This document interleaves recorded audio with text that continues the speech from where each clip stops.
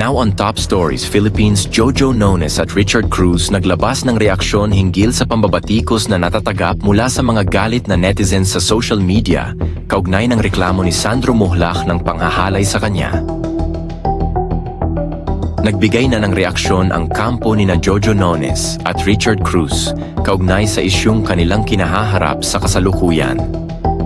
Ito ay kasunod ng paghahain ng reklamo ni Sandro Muhlach ng pang-aabuso laban sa kanila.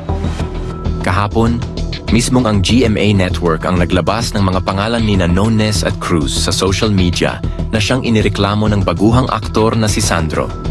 Sina Nones at Cruz ay mga independent contractors umano sa GMA Network bilang mga head writers ng ilang mga programa tulad ng The First Nanny at The Half Sisters.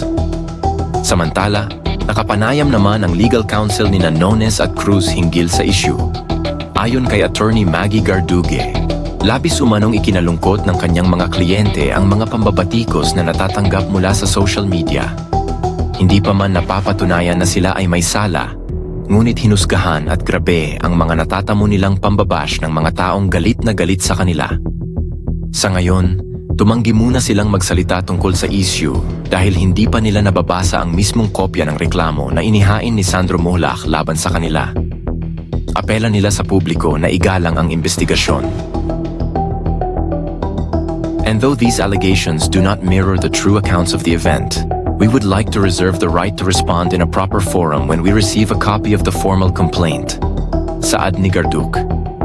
Kung matatandaan, nagbanta si Ninyo Muhlach na hindi sila titigil hanggat hindi nabibigyan ng katarungan ang ginawa sa kanilang anak na si Sandro. Sinabi pa ng aktor na ang salitang "sinimulan nyo, tatapusin ko"